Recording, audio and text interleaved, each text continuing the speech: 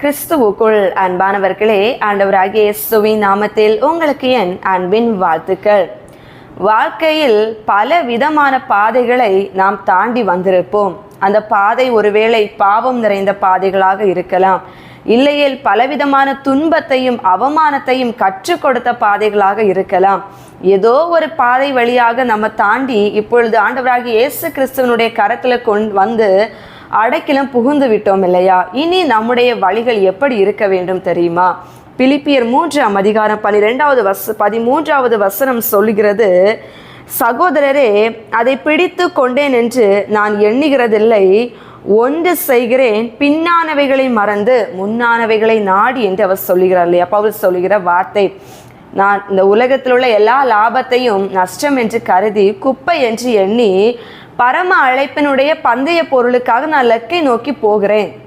ஆனால் நான் இதுவரை பெற்றுக்கொள்ளலை, அதை பெற்றுக்கொள்ளும்படிக்கு நான் போகிறேன். அதற்காக என்னுடைய பின்னான வாழ்க்கையை மறந்து, ஒரு நாட்களில் பவுல் எப்படி இருந்தார் என்று நமக்கே தெரியும் இல்லையா?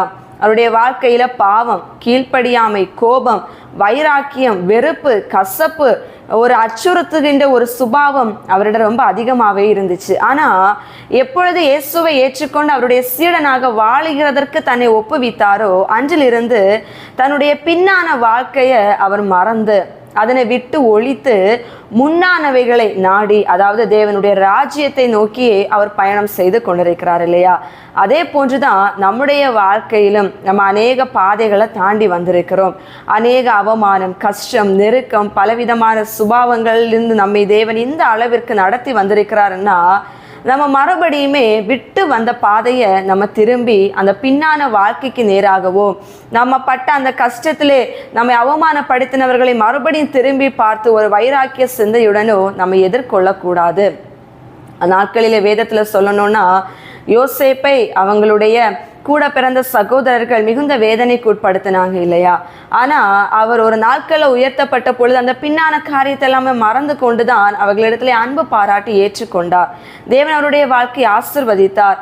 அந்நாட்களில் தேவன் இப்பேற்பட்ட நன்மைகளை செய்வதற்கு நம்மிலே சில மாற்றங்களையும் கர்த்தர் எதிர்பார்க்கிறார் இல்லையா? என்ன, நம்மை துன்பப்படுத்தினவர்களை, நிந்தித்தவர்களை, நம்மளை ஏமாற்றினவர்கள், துரோகம் செய்தவர்கள் எல்லோரையுமே மனதில் கசப்பா வைத்துட்டு பரம அழைப்பின் பந்தய பொருளுக்கு நேராக ஓட முடியுமா என்று கேட்டால் நிச்சயமாக இல்லை.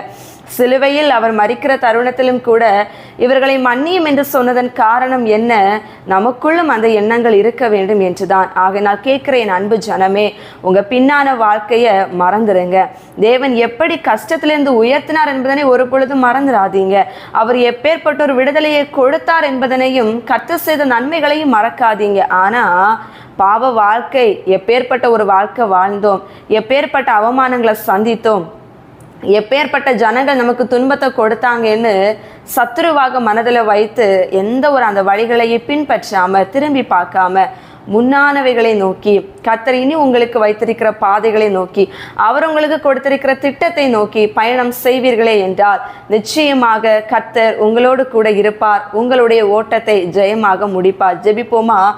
அன்பின் நல்ல இயேசு சுவாமி, பின்னானவைகளை மறந்து முன்னானவைகளை நாடி பவுல் போகிறதை போல நாங்களும் எங்களுடைய வாழ்க்கையிலே உம்மை அறிந்து கொண்டு உம்முடைய கரங்களுக்கு நேராக எங்களுடைய வாழ்க்கையை ஒப்பு கொடுத்தது நிமித்தமாக பின்னான வாழ்க்கையை திரும்பி பார்க்காம, கசப்பான வாழ்க்கையை திரும்பி பார்க்காம, பாவமான வாழ்க்கையை திரும்பி பார்க்காம நாங்கள் முன்னானவைகள் தேவனுடைய ராஜ்யத்தை நோக்கி ஓட, நீர் எங்களுக்கு வைத்திருக்கிற சித்தத்தை நோக்கி தொடர, எங்கள் வாழ்க்கையில் உம்முடைய திட்டத்தை நிறைவேற்ற எங்கள் பாதைகளை அமைத்து கொள்ள கர்த்தர் எங்களுக்கு பலனையும் கிருபையும் கொடுக்க வேண்டும் என்று சொல்லி உங்க தூய கரங்களுக்குள் எங்களை ஒப்புவிக்கிறோம். இயேசுவின் நாமத்தில் ஜெபிக்கிறோம் நல்ல பிதாவே, ஆமென். God bless you.